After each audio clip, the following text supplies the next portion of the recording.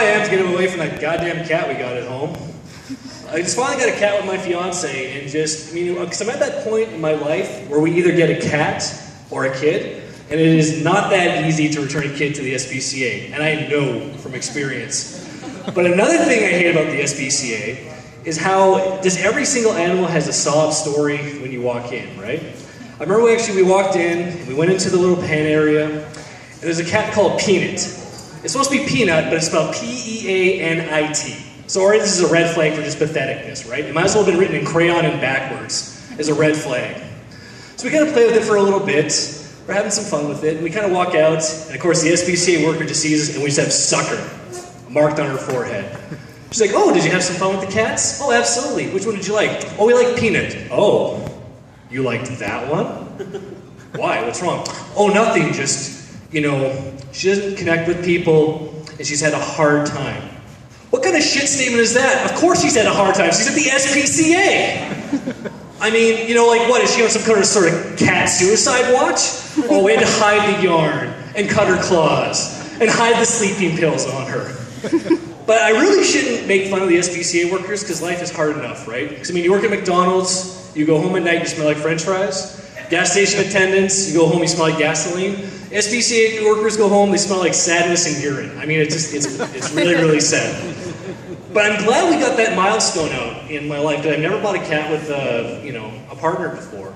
And life is just a series of milestones, and I try to have them as early as possible, because they are awkward as shit, Like the first time you get laid. For me, well, it's more of the precursor to getting laid.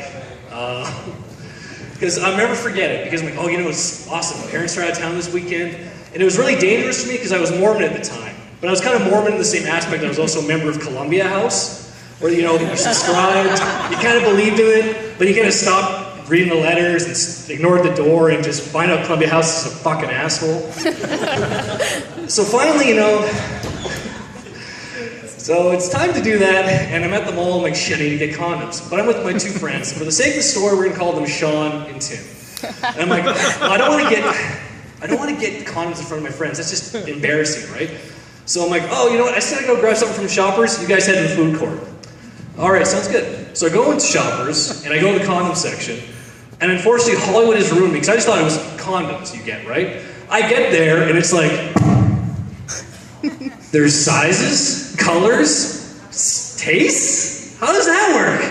So I'm staring in just awe, like, what the hell do I do? Like, I don't know my size, like, I don't watch porn at the time, like, what am I supposed to do? Okay, oh God, oh, okay.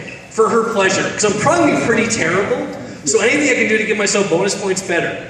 And literally, the second I grab the condom box, Sean turns the corner. And he yells to Tim from across Shoppers, "He's buying rubbers!"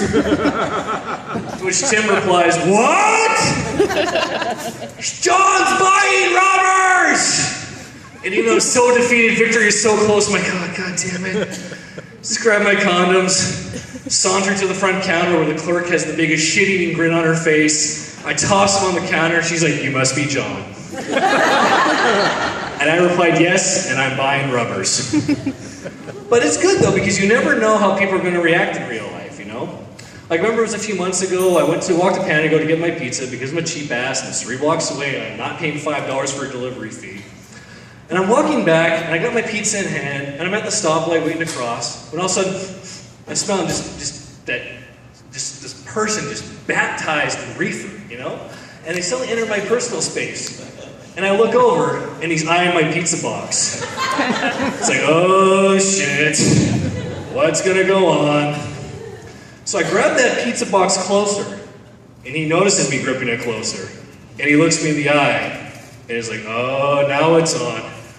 And we just kind of stare, in that silence, traffic rushing by. Who's gonna make the first move? Finally, nothing happens, we both kind of chuckle, lean back, and I push him in front of a semi. And the moral of that story is, always strike first. My name is John White, you all been great, have a great night!